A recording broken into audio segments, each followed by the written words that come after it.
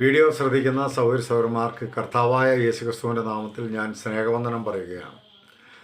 പ്രിയ സൗരന്മാരെ, ഇന്ന് ഞാൻ നിങ്ങളോട് പങ്കുവയ്ക്കുവാൻ ആഗ്രഹിക്കുന്ന കാര്യം, ദൈവത്തിൻ്റെ പരിശുദ്ധാത്മാവിനാൽ ഒരു വിശ്വാസി, സ്ത്രീ ആയിക്കോട്ടെ പുരുഷനായിക്കോട്ടെ, ഒരു വിശ്വാസി ആത്മാവിൽ നിറഞ്ഞ് ജീവിതം നയിക്കുന്നു എന്നുള്ളതിന് ചില അടയാളങ്ങൾ നമുക്ക് ആ വ്യക്തിയിൽ ശ്രദ്ധിച്ചാൽ കാണുവാനായിട്ട് കഴിയും. അപ്പോൾ അങ്ങനെയുള്ള ചില അടയാളങ്ങൾ ഞാൻ നിങ്ങളെ ശ്രദ്ധയിൽപ്പെടുത്തുവാനായിട്ടാണ് ആഗ്രഹിക്കുന്നത്. അതിൻ്റെ കാരണം എന്താണെന്ന് ചോദിച്ചു കഴിഞ്ഞാൽ, ഇന്ന് നമ്മൾ ഈ കാണുന്നതായ ഈ ബഹളങ്ങളും അല്ലെങ്കിൽ ആത്മാവിൻ്റെ എന്ന് തോന്നിക്കുന്നതായ പ്രകടനങ്ങളും എല്ലാം കാണുമ്പോൾ അതെല്ലാം പരിശുദ്ധാത്മാവാണെന്ന് നമ്മൾ തെറ്റിദ്ധരിക്കുന്നുണ്ട്. എന്നാൽ യഥാർത്ഥത്തിൽ ദൈവവചനത്തിൽ എഴുതിയിരിക്കുന്ന ആ വ്യവസ്ഥയ്ക്ക് വിരുദ്ധമായി പരിശുദ്ധാത്മാവ് ഒരു പ്രവൃത്തിയും ചെയ്യുന്നില്ല എന്നുള്ളത് പരമാർത്ഥമായ കാര്യമാണ്. അപ്പോൾ ഒരു വ്യക്തിയിൽ പരിശുദ്ധാത്മാവ് ഉണ്ട് എങ്കിൽ, അല്ലെങ്കിൽ ആ വ്യക്തി പരിശുദ്ധാത്മാവിനെ അനുസരിച്ച് അല്ലെങ്കിൽ പരിശുദ്ധാത്മാവിൽ നിറഞ്ഞാണ് ജീവിക്കുന്നതെങ്കിൽ നമുക്ക് മനസ്സിലാക്കുവാൻ പറ്റുന്ന ഒരു ചില തെളിവുകൾ വചനത്തിൻ്റെ അടിസ്ഥാനത്തിൽ ഞാൻ നിങ്ങളെ ബോധ്യപ്പെടുത്തുവാൻ അല്ലെങ്കിൽ ചൂണ്ടിക്കാണിച്ചു തരുവാനാണ് ആഗ്രഹിക്കുന്നത്. അനേക മനുഷ്യരും ഇന്ന് തെറ്റിദ്ധരിച്ചിരിക്കുന്ന ഒരു കാര്യം, ഒരു കൂട്ടായ്മയിൽ അന്യഭാഷയിൽ സംസാരിക്കുന്നത് കേൾക്കുമ്പോൾ അവരെല്ലാം ആത്മാവിൻ്റെ നിറവിലാണ് എന്നുള്ള ഒരു തെറ്റിദ്ധാരണയുണ്ട്. അപ്പോൾ അന്യഭാഷയിൽ സംസാരിക്കുന്നത് ആത്മാവിൻ്റെ നിറവാണ് എന്നുള്ള കാര്യം ശരിയാണ്. പക്ഷേ ആ ആത്മനിറവുള്ള ഒരു വ്യക്തി അന്യഭാഷയിൽ മാത്രമേ സംസാരിക്കുന്നുള്ളൂ. ബാക്കി ഞാൻ ഈ ചൂണ്ടിക്കാണിച്ചു തരുന്ന ലക്ഷണങ്ങളോ അടയാളങ്ങളൊന്നും ആ വ്യക്തിയിൽ കാണുന്നില്ലെങ്കിൽ ആ വ്യക്തി സംസാരിക്കുന്ന അന്യഭാഷയെ പോലും നമ്മൾ സംശയിക്കേണ്ടതുണ്ട്. അത് യഥാർത്ഥ ആത്മാവിലാണോ ആ അന്യഭാഷ സംസാരിക്കുന്നത് എന്ന് നമ്മൾ വിവേചിക്കേണ്ടതുണ്ട്. അപ്പോൾ ഞാൻ ഈ ചൂണ്ടിക്കാണിച്ച് തരുന്ന കാര്യങ്ങൾ ദൈവവചനത്തിൽ ഞാൻ അനുഭവിച്ചിട്ടുള്ളതും അനുഭവിച്ചുകൊണ്ടിരിക്കുന്നതുമായ കാര്യങ്ങൾ ആണ് എന്ന് മാത്രമല്ല, അതിനടിസ്ഥാനപരമായിട്ടുള്ള വചനവും ഞാൻ നിങ്ങൾക്ക് കാണിച്ചു തരുവാനായിട്ട് ആഗ്രഹിക്കുകയാണ്. ഒന്നാമതായി, കർത്താവായ യേശുക്രിസ്തു സ്വർഗ്ഗാരോഹണം ചെയ്യുന്ന സമയത്ത് തൻ്റെ ശിഷ്യന്മാരോട് പറഞ്ഞു. അപ്പോസ്തലപ്രവൃത്തികളിൽ 1-ാം അധ്യായം അതിൻ്റെ 4-ാം വാക്യത്തിൽ എങ്ങനെ പറയുന്നത്, അവൻ അവരുമായി കൂടിയിരിക്കുമ്പോൾ അവരോട്, നിങ്ങൾ യെരുശലേമിൽ നിന്ന് വാങ്ങിപ്പോകാതെ എന്നോട് കേട്ട പിതാവിൻ്റെ വാഗ്ദത്തത്തിനായി കാത്തിരിക്കണമെന്ന് പറഞ്ഞു. യേശുക്രിസ്തുവിനോട് കേട്ട പിതാവിൻ്റെ വാഗ്ദത്തം എന്ന് പറയുന്നത് പരിശുദ്ധാത്മാവിലുള്ള സ്നാനമാണ്. അപ്പോൾ 5-ാം വാക്യത്തിൽ എങ്ങനെയാണ് പറയുന്നത്, ഏറെ നാൾ കഴിയും മുമ്പേ നിങ്ങൾക്ക് പരിശുദ്ധാത്മാവിനാൽ സ്നാനം ലഭിക്കും. അതിന് 8-ാം വാക്യത്തിൽ പറയുന്നത് എങ്ങനെയാണ്, അവിടെയാണ് ഒന്നാമത്തെ കാര്യം, ഒരാളിൽ പരിശുദ്ധാത്മാവ് വന്നു അല്ലെങ്കിൽ അദ്ദേഹം പരിശുദ്ധാത്മാവിൽ നിറഞ്ഞു എന്നുള്ളതിൻ്റെ ഒന്നാമത്തെ തെളിവ് അപ്പോസ്തലപ്രവൃത്തികൾ 1:8 അവിടെ നമ്മളിങ്ങനെയാണ് വായിക്കുന്നത്, യേശുക്രിസ്തുവിൻ്റെ വാക്യം പ്രകാരം ശിഷ്യന്മാർ യെരുശലേമിൽ നിന്ന് മടങ്ങിപ്പോകാതെ അവിടെ കാത്തിരുന്നപ്പോൾ പരിശുദ്ധാത്മാവ് അവരുടെ മേൽ വന്നു. അപ്പോൾ യേശുക്രിസ്തു 8-ാം വാക്യത്തിൽ പറഞ്ഞ കാര്യം അവിടെ സംഭവിച്ചു. പരിശുദ്ധാത്മാവ് നിങ്ങളുടെ മേൽ വരുമ്പോൾ നിങ്ങൾക്ക് ശക്തി ലഭിച്ച് എൻ്റെ സാക്ഷികളാകും എന്ന് യേശുക്രിസ്തു പറഞ്ഞു. അപ്പോൾ പരിശുദ്ധാത്മാവ് ഒരു വ്യക്തിയിലേക്ക് ആവസിച്ചു കഴിഞ്ഞാൽ ഒന്നാമത്തെ കാര്യമെന്ന് പറയുന്നത് ആ വ്യക്തിക്ക് ഒരു ശക്തി ലഭിക്കുന്നു എന്നുള്ളതാണ്. ശക്തി ലഭിക്കുക എന്ന് പറഞ്ഞു കഴിഞ്ഞിട്ടുണ്ടെങ്കിൽ ഒരു അത്ഭുതകരമായ കാര്യം സംഭവിക്കുന്നു, അല്ലെങ്കിൽ ഒരു അത്ഭുതകരമായ കാര്യം ചെയ്യാനുള്ള ശക്തി എന്നല്ല അതിൻ്റെ അർത്ഥം. അപ്പോസ്തലപ്രവൃത്തികൾ 4-ാം അധ്യായം 13-ാം വാക്യത്തിൽ ഈ ശക്തി ലഭിച്ച പത്രോസ് യോഹന്നാനെ കുറിച്ച് എഴുതിയിരിക്കുന്നത് എങ്ങനെയാണ്, അവർ പത്രോസിൻ്റെയും യോഹന്നാൻ്റെയും ധൈര്യം കാണുകയാലും അവർ പഠിപ്പില്ലാത്തവരും സാമാന്യരുമായ മനുഷ്യർ എന്ന് ഗ്രഹിക്കാലും ആശ്ചര്യപ്പെട്ടു. അപ്പോൾ ഇവിടെ പരിശുദ്ധാത്മാവ് വന്ന് ഇവർക്ക് ശക്തി ലഭിച്ചു എന്ന് നമ്മൾ മനസ്സിലാക്കുന്നത് ഇങ്ങനെയാണ്. അപ്പോൾ ഒരു ശക്തി ലഭിക്കുക എന്ന് പറഞ്ഞു കഴിഞ്ഞാൽ ഇവർക്ക് ഏത് സദസ്സിലും സംസാരിക്കുവാനുള്ള ശക്തി അല്ലെങ്കിൽ അതിനുള്ള ധൈര്യം ഇവർക്ക് ലഭിച്ചു എന്നുള്ളതാണ്. അപ്പോൾ പരിശുദ്ധാത്മാവ് വന്നു കഴിഞ്ഞാൽ, പരിശുദ്ധാത്മാവ് ഒരു വ്യക്തിയിൽ നിറഞ്ഞു കഴിഞ്ഞാൽ ആ വ്യക്തിക്ക് അസ്വാഭാവികമായ ഒരു ധൈര്യം വരും. അതായത് സാധാരണ മനുഷ്യർക്കുണ്ടാകുന്ന ഒരു ധൈര്യമല്ല, അതിന് അപ്രതമായ അസ്വാഭാവികമായ ഒരു ധൈര്യം വരും. അതാണ് ഇവിടെ പറയുന്നത്, പഠിപ്പില്ലാത്തവരും സാമാന്യരുമായ മനുഷ്യരായിരുന്നു പത്രോസ് യോഹന്നാനും. എന്നാൽ അവർക്ക് ഈ പരിശുദ്ധാത്മാവ് അവരുടെ മേൽ വന്നപ്പോൾ അവരൊരു ധൈര്യശാലികളായി മാറി എന്നുള്ളതാണ്. ആ ധൈര്യം എന്താണെന്നറിയോ, ഇവർക്ക് ആരുടെ മുഖത്ത് നോക്കിയും മാനസാന്തരപ്പെടണമെന്ന് പറയുവാനുള്ള ആ ധൈര്യമാണ്. ഏത് ന്യായാധിപ സംഘത്തിൻ്റെ മുമ്പാകെയാണെങ്കിലും ഏത് രാജാവിൻ്റെ മുമ്പാകെയാണെങ്കിലും ചെന്നിട്ട് യേശുവിനെ പ്രസംഗിക്കുവാനുള്ള ധൈര്യം ഇവർക്ക് ലഭിച്ചു എന്നുള്ളതാണ്. അതാണ് പരിശുദ്ധാത്മാവ് വരുമ്പോൾ ശക്തി ലഭിക്കും എന്ന് പറയുന്നതിൻ്റെ ഒന്നാമത്തെ കാരണം അതാണ്, അവർക്ക് ആ ധൈര്യം ലഭിച്ചു എന്നുള്ളതാണ്. അപ്പോൾ പരിശുദ്ധാത്മാവ് വന്നാൽ നമുക്ക് ആദ്യം ഉണ്ടാകുന്ന അനുഭവം എന്ന് പറയുന്നത് നമുക്ക് ഒരു ധൈര്യം, ദൈവത്തിൽ നിന്നൊരു പ്രത്യേക ധൈര്യം നമുക്ക് ലഭിക്കുന്നു, അഥവാ ശക്തി ലഭിക്കുന്നു എന്നുള്ളതാണ് ഒന്നാമത്തെ കാര്യം. രണ്ടാമത് നമുക്ക് മനസ്സിലാക്കാൻ കഴിയുന്ന ഒരു കാര്യം വെച്ചിട്ടുണ്ടെങ്കിൽ, നമ്മളാ പരിശുദ്ധാത്മാവ് വന്നതിന് ശേഷം തന്നെ ആ ഒന്നാമത്തെ സഭയിൽ തന്നെ അവരെല്ലാവരും ആത്മാവിൽ നിറയുകയും അന്യഭാഷയിൽ സംസാരിക്കുകയും ചെയ്തു. അപ്പോൾ അന്യഭാഷ ഒരു അടയാളമായിക്കൊണ്ട് പരിശുദ്ധാത്മാവിൻ്റെ നിറവായിക്കൊണ്ട് അന്ന് ആദിമസഭയിൽ വെളിപ്പെട്ടു. അപ്പോൾ ആത്മാവിൻ്റെ ആ അഭിഷേകം പ്രാപിച്ചു കഴിഞ്ഞപ്പോൾ അവരെല്ലാവരും അവിടെ ഇരുന്ന 120 പേരും അന്യഭാഷയിൽ സംസാരിച്ചു എന്നാണ് നമ്മൾ വായിക്കുന്നത്. അപ്പോൾ 1-ാം നൂറ്റാണ്ടിലെ സഭയിലുണ്ടായിരുന്ന എല്ലാവരും അന്യഭാഷയിൽ സംസാരിച്ച ആത്മനിറവുണ്ടെന്ന്, അവരിൽ ആത്മനിറവുണ്ടെന്ന് വെളിപ്പെടുത്തുന്ന ഒരു ലക്ഷണമായിരുന്നു അന്യഭാഷ എന്ന് പറയുന്നത്. അപ്പോൾ ഇന്ന് ആ ഒരു കാരണം മാത്രം പലരും ആത്മനിറവിൻ്റെ ലക്ഷണമായി കണ്ടുകൊണ്ട് അന്യഭാഷയുള്ളവൻ അഭിഷേകം പ്രാപിച്ചവനാണെന്നുള്ളൊരു തെറ്റിദ്ധാരണയുണ്ട്. അപ്പോൾ ഞാൻ അതിനെക്കുറിച്ച് പറയുന്നത് ഇങ്ങനെയാണ്: ഈ അന്യഭാഷ എന്ന് പറയുന്ന ഒരു കാര്യമല്ലാതെ ഞാൻ ഇനി പറയുന്ന കാര്യങ്ങളൊന്നും ആ വ്യക്തിയെ സംബന്ധിച്ച് ഉണ്ടാകുന്നില്ലെങ്കിൽ, അല്ല വ്യക്തിയിൽ കാണുന്നില്ല എങ്കിൽ അദ്ദേഹം അല്ലെങ്കിൽ ആ സ്ത്രീ ആയാലും പുരുഷനായാലും അവർ സംസാരിക്കുന്ന അന്യഭാഷ ആ അപ്പോസ്തലന്മാരിൽ ആദിമസഭയിൽ വിശ്വാസികളുടെ മേൽ വന്ന് അവരെ കാണിച്ച അടയാളം പോലെയുള്ള അന്യഭാഷയല്ല. ആ അന്യഭാഷയെ നമ്മൾ സംശയിക്കേണ്ടതുണ്ട് എന്നാണ് ഞാൻ പറയുന്നത്. അപ്പോൾ അതുകൊണ്ട് രണ്ടാമത്തെ അടയാളം എന്ന് പറയുന്നത്, അല്ലെങ്കിൽ രണ്ടാമത്തെ ലക്ഷണം എന്ന് പറയുന്നത്, അഭിഷേകം ചെയ്യപ്പെട്ട വ്യക്തിക്ക് അല്ലെങ്കിൽ ആത്മാവിൽ നിറഞ്ഞ വ്യക്തിക്ക് ദൈവം കൊടുക്കുന്ന ഒരു വരമാണ് അന്യഭാഷാ വരം എന്ന് പറയുന്നത്. അത് ആത്മാവിൽ നിറഞ്ഞ എല്ലാവരും അന്യഭാഷയിൽ സംസാരിക്കണമെന്നും എല്ലാവർക്കും അന്യഭാഷ വരം ലഭിക്കുമെന്നും വേദപുസ്തകം പറയുന്നില്ല. അപ്പോൾ അങ്ങനെ അന്യഭാഷാ വരം ലഭിച്ചാൽ നമുക്ക് മനസ്സിലാക്കാം അത് അന്യഭാഷയിൽ സംസാരിക്കുന്ന വ്യക്തി ആത്മപൂർണ്ണനാണെന്ന് നമുക്ക് മനസ്സിലാക്കാം. അതാണ് രണ്ടാമത്തെ കാര്യം.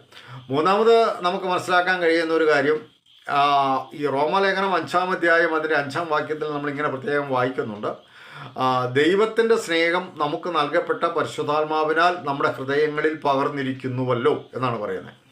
അപ്പോൾ മൂന്നാമത്തെ കാര്യം എന്ന് പറഞ്ഞിട്ടുണ്ടെങ്കിൽ, ഈ അഭിഷേകമുള്ള വ്യക്തി അല്ലെങ്കിൽ ആത്മപൂർണ്ണനായ വ്യക്തി, ആത്മനിറവുള്ള വ്യക്തി എന്ന് പറയുന്നത് അവൻ ദൈവസ്നേഹത്താൽ നിറയപ്പെട്ട ഒരു വ്യക്തി ആയിരിക്കുമെന്നുള്ളതാണ്. ഈ ദൈവസ്നേഹം, എല്ലാ മനുഷ്യരിലും സ്നേഹമുണ്ട്. അപ്പോൾ എല്ലാ സ്നേഹവും ദൈവസ്നേഹമല്ല. ആ പരിശുദ്ധാത്മാവ് നിറഞ്ഞ വ്യക്തി ദൈവസ്നേഹത്താൽ നിറയപ്പെട്ട ഒരു വ്യക്തിയായി മാറുമെന്നുള്ളതാണ്. ഈ ദൈവസ്നേഹത്തിൻ്റെ പ്രത്യേകത എന്ന് പറയുന്നത് നമുക്കറിയാം, ഈ സാധാരണ സ്നേഹത്തിന് നേരെ വിരുദ്ധമാണ് ദൈവസ്നേഹം എന്ന് പറയുന്നത്. അപ്പോൾ സാധാരണ സ്നേഹം എന്ന് പറഞ്ഞത്, ഇപ്പോൾ എനിക്ക് വിശ്വാസിയായ എനിക്കും വിശ്വാസി അല്ലാത്ത എൻ്റെ സഹോദരങ്ങൾക്കും സ്നേഹമുണ്ട്. പക്ഷേ ആ സ്നേഹത്തിൻ്റെ വ്യത്യാസം എന്ന് പറഞ്ഞാൽ, എൻ്റെ ബന്ധുമിത്രാദികളും എൻ്റെ അയൽവക്കക്കാരും ഒക്കെ സ്നേഹിക്കുന്നത് അവർക്ക് ഇഷ്ടമുള്ളവരെയും അവരുടെ അഭിപ്രായങ്ങൾക്കും ഇഷ്ടങ്ങൾക്കും യോജിച്ച് നിൽക്കുന്നവരെയുമാണ് അവർ സ്നേഹിക്കുന്നത്. എന്നാൽ ദൈവസ്നേഹം എന്ന് പറയുന്നത് അങ്ങനെയല്ല. യേശുക്രിസ്തു തൻ്റെ ശിഷ്യന്മാരെ സ്നേഹിച്ചതുപോലെ ഒരു യോഗ്യതയില്ലെങ്കിലും അല്ലെങ്കിൽ സ്നേഹത്തിന് അർഹരല്ലെങ്കിൽ പോലും ആ ഒരു മനുഷ്യൻ എന്ന നിലയിൽ അവനെ സ്നേഹിക്കാൻ കഴിയുന്ന സ്നേഹമാണ് ദൈവസ്നേഹം എന്ന് പറയുന്നത്. അവൻ്റെ കുറ്റങ്ങളും കുറവുകളും ബലഹീനതകളും ഉൾക്കൊണ്ടുകൊണ്ട് അവനെ അംഗീകരിച്ചുകൊണ്ട് സ്നേഹിക്കുന്ന സ്നേഹമാണ് ദൈവസ്നേഹം എന്ന് പറയുന്നത്. അതാണ് ക്രിസ്തു നാം പാപികളായിരിക്കുമ്പോൾ തന്നെ നമുക്ക് വേണ്ടി മരിക്കയാൽ ദൈവം തനിക്ക് നമ്മളുള്ള സ്നേഹത്തെ പ്രദർശിപ്പിച്ചു. അപ്പോൾ നമ്മൾ പാപിയായിരുന്നപ്പോൾ തന്നെ യേശുക്രിസ്തു നമുക്ക് വേണ്ടി മരിച്ചു. അതാണ് യഥാർത്ഥമായ ദൈവസ്നേഹം എന്ന് പറയുന്നത്. അപ്പോൾ നമ്മുടെ ചുറ്റുപാടുള്ളവർ, നമ്മുടെ സഹപ്രവർത്തകർ, നമ്മുടെ സഹവിശ്വാസികളെല്ലാം കുറ്റവും കുറവും ഉള്ളവരായിരിക്കുമ്പോൾ തന്നെ അവരെ സ്നേഹിക്കുകയും അവരെ അംഗീകരിക്കുകയും ഉൾക്കൊള്ളുകയും ചെയ്യുന്ന സ്നേഹത്തിനാണ് ദൈവസ്നേഹം എന്ന് പറയുന്നത്. അപ്പം മൂന്നാമത്തെ കാര്യം എന്ന് പറയുന്നത്, ആത്മാപൂർണനായ ഒരു വ്യക്തി ദൈവസ്നേഹത്താൽ നിറയപ്പെട്ടവനായിരിക്കും എന്നുള്ളതാണ്. നാലാമത്തെ കാര്യം എന്ന് പറയുന്നത്, ഈ വിശ്വാസികളെ സംബന്ധിച്ച് എപ്പോഴും പ്രാർത്ഥിക്കുന്നവരും ഇടപെടാതെ പ്രാർത്ഥിക്കുന്നവരും ദിനം പ്രതി പ്രാർത്ഥിക്കുന്നവരും ഒക്കെയാണ്. പക്ഷേ ഈ പ്രാർത്ഥനയ്ക്കൊരു വ്യത്യാസം ഉണ്ടാവും. ആത്മപൂർണനായ വ്യക്തി സ്വാർത്ഥപരമായ കാര്യങ്ങൾക്ക് വേണ്ടിയിട്ടായിരിക്കില്ല അവൻ പ്രാർത്ഥിക്കുന്നത്. മറിച്ച് റോമാലേഖനം 8-ാം അധ്യായത്തിൻ്റെ 26-ാം വാക്യത്തിൽ നമ്മൾ വായിക്കുന്നത് പോലെ ആത്മാവ് താനും വിശുദ്ധന്മാർക്ക് വേണ്ടി പക്ഷപാതം ചെയ്യുന്നു എന്നാണ് പറയുന്നത്. അപ്പോൾ അതായത് മറ്റുള്ളവർക്ക് വേണ്ടി പക്ഷപാതം ചെയ്യുവാൻ, ഉദാഹരണത്തിന് ഇപ്പോൾ നമ്മുടെ കൂട്ടു സഹോദരങ്ങൾക്ക് വേണ്ടിയിട്ട്, സഭയ്ക്ക് വേണ്ടിയിട്ട്, ദേശത്തിന് വേണ്ടിയിട്ട്, നമ്മുടെ ബന്ധുമിത്രാദികൾക്ക് വേണ്ടിയിട്ട്, അങ്ങനെ വിശുദ്ധന്മാർക്ക് വേണ്ടിയിട്ട്, നമ്മളെ ബന്ധുമിത്രാദികൾ എന്ന് ഞാൻ പറഞ്ഞാൽ നമ്മുടെ വിശ്വാസത്തിൽ വന്ന ബന്ധുമിത്രാദികൾക്ക് വേണ്ടിയിട്ട് ഇടിവിൽ നിൽക്കുവാൻ, അവർക്ക് വേണ്ടി മധ്യസ്ഥത അണയ്ക്കുവാൻ, പക്ഷപാതം ചെയ്യുവാനുള്ള ഒരു ശക്തിയും ഒരു പ്രേരണയും നമുക്ക് നിരന്തരം ഉണ്ടാകുമെന്നുള്ളതാണ്. അതാണ് റോമാലേഖനം 8-26 പറയുന്നത്. ആത്മാവ് ഉച്ചരിച്ചുകൂടാത്ത ഞെരുക്കങ്ങളാൽ വിശുദ്ധന്മാർക്ക് വേണ്ടി പക്ഷപാതം ചെയ്യുന്നു എന്നുള്ളതാണ്. അപ്പോൾ വിശുദ്ധന്മാർക്ക് വേണ്ടി പക്ഷപാതം ചെയ്യുന്ന ഒരനുഭവം ആത്മനിറവുള്ള ഒരു വ്യക്തിയുടെ ജീവിതത്തിലുണ്ടാവും. അപ്പോൾ അദ്ദേഹത്തെ സംബന്ധിച്ച് സ്വാർത്ഥപരമായിട്ട് തരണമേ കിട്ടണമേ അല്ലെങ്കിൽ ലഭിക്കണമേ അനുഗ്രഹിക്കണമേ എന്നുള്ള പ്രാർത്ഥനകളായിരിക്കത്തില്ല. മറിച്ച് സഭയുടെ ആത്മീയ വർധനവിനും നമ്മുടെ കൂട്ടു സഹോദരങ്ങളുടെയും സഹോദരികളുടെയും എല്ലാം ആത്മീയ വർധനവിനും അവരുടെ കൃപാവരങ്ങൾ ജ്വലിപ്പിക്കുന്നതിനും സഭയ്ക്ക് കെട്ടുപണിക്കും വേണ്ടിയിട്ട് അതുപോലെ ദേശത്തിനും വേണ്ടിയിട്ട് ഇടിവിൽ നിന്ന് പ്രാർത്ഥിക്കുന്നവരായിരിക്കും എന്നുള്ളതാണ് നാലാമത്തെ കാര്യം. അപ്പോൾ ശരിക്കും ആത്മാവിൽ നിറഞ്ഞ ഒരു വ്യക്തി പ്രാർത്ഥിക്കുന്നത് തികച്ചും വ്യത്യസ്തമായ പ്രാർത്ഥനയായിരിക്കും.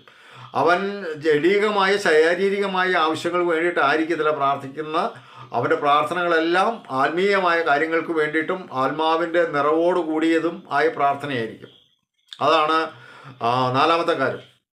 അഞ്ചാമത്തെ കാര്യം എന്ന് പറയുന്നത് പൗലോസ് അപ്പോസ്തലൻ ഇങ്ങനെ കൊരിന്ത്യരോട് ഇങ്ങനെ പറയുകയുണ്ടായി, ഞാൻ നിങ്ങളോട് യേശുക്രിസ്തുവിനെ കുറിച്ച് പ്രസംഗിച്ചത് ഒരു വാക്ചാതുര്യം കൊണ്ടോ വൈഭവം കൊണ്ടോ അല്ല, മറിച്ച് ആത്മാവിൻ്റെയും ശക്തിയുടെയും പ്രദർശനം കൊണ്ടാണ്.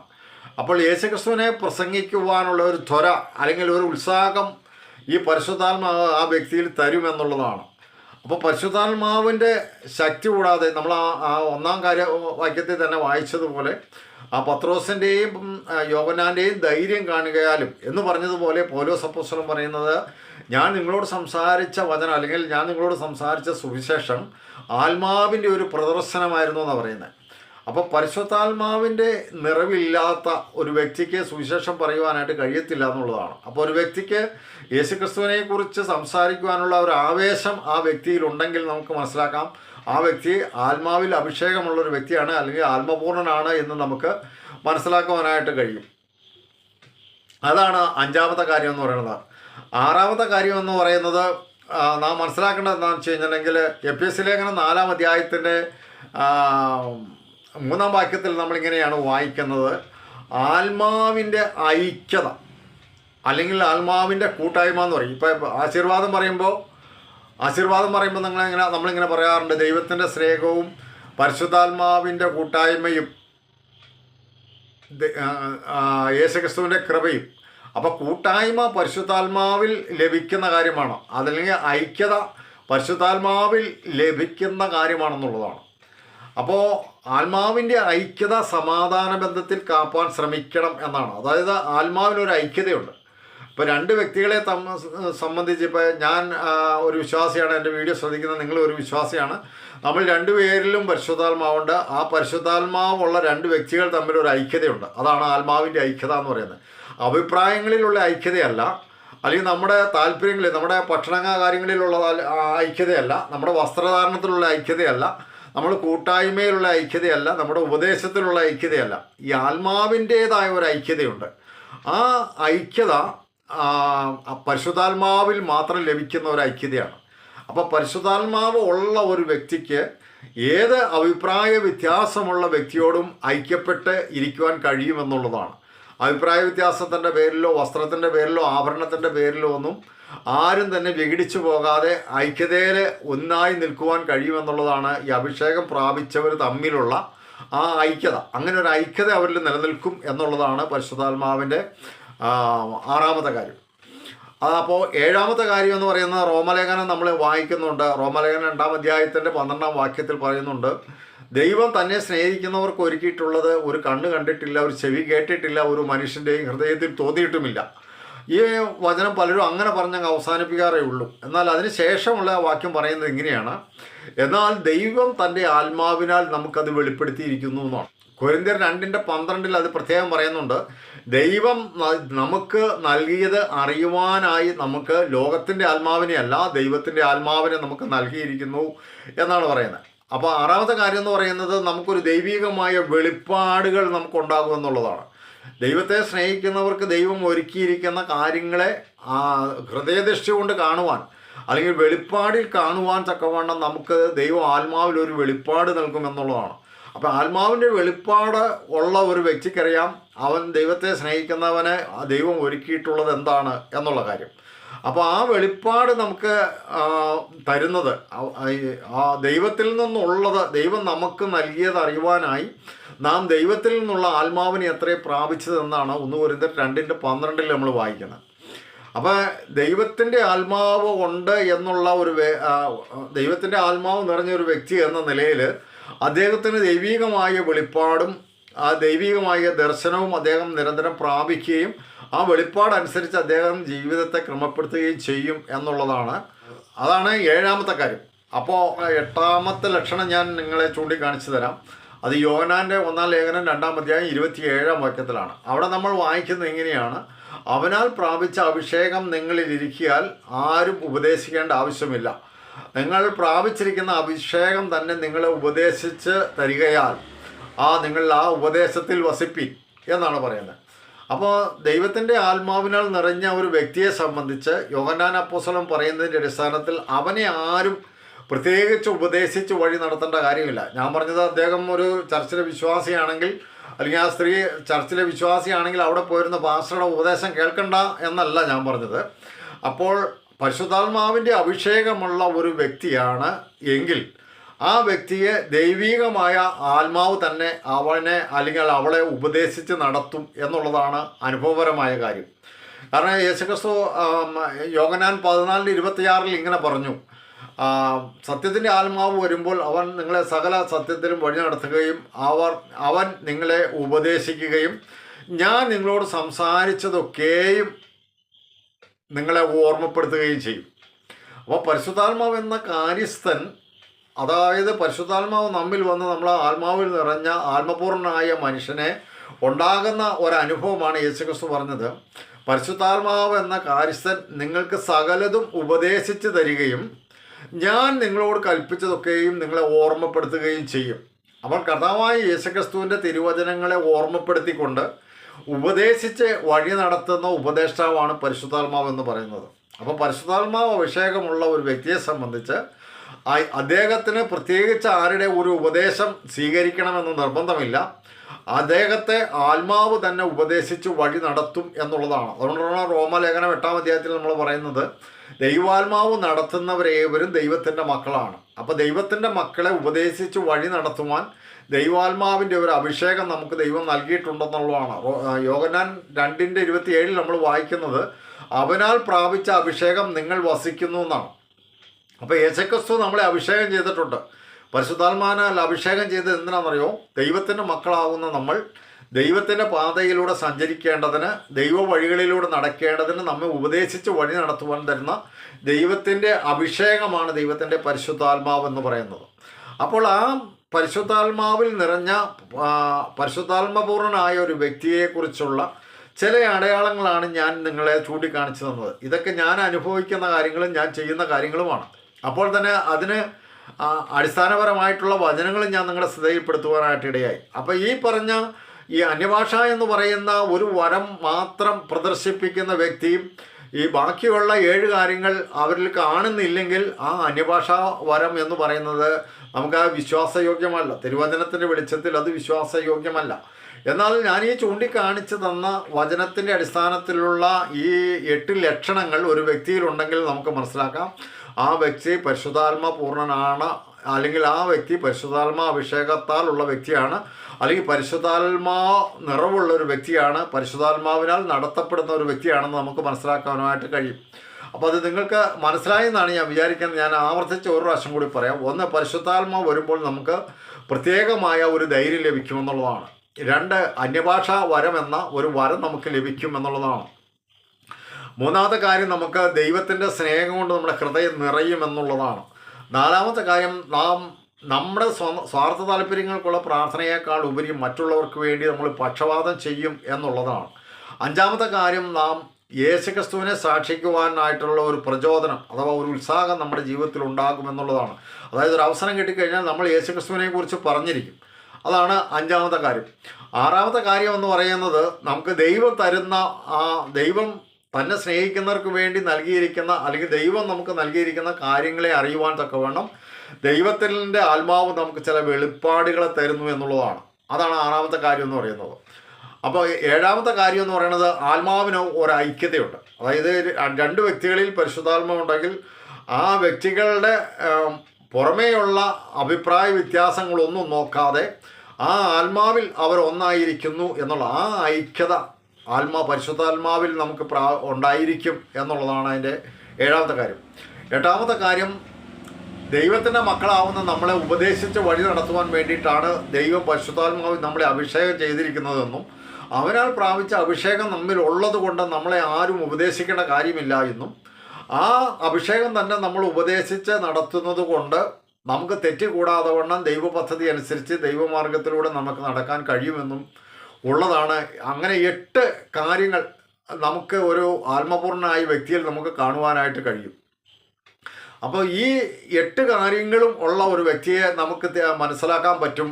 അതാ വ്യക്തി യേശുക്രിസ്തുവിനെ പോലെ അല്ലെങ്കിൽ അപ്പോസ്തലന്മാരെ പോലെ ആ ആത്മാവിൻ്റെ നിറവിലുള്ള വ്യക്തികളാണെന്ന് നമുക്ക് തിരിച്ചറിയുവാനും അവരെ നമുക്ക് യഥാർത്ഥമായിട്ട് ആത്മപൂർണ്ണമായ വ്യക്തിയാണെന്ന് മനസ്സിലാക്കുവാനും കഴിയും എന്നുള്ളതിൻ്റെ ചില അടയാളങ്ങളാണ് ഞാൻ ചൂണ്ടിക്കാണിച്ചു തന്നത്. അപ്പോൾ നിങ്ങൾക്ക് അത് മനസ്സിലായി കാണുമെന്ന് ഞാൻ വിചാരിക്കുന്നു. അപ്പോൾ നമുക്ക് ദൈവമായ കർത്താവ് അനുവദിക്കുന്നുവെങ്കിൽ നമുക്ക് മറ്റൊരു വീഡിയോയിൽ വീണ്ടും കാണാം. എല്ലാവരെയും ദൈവം അനുഗ്രഹിക്കട്ടെ.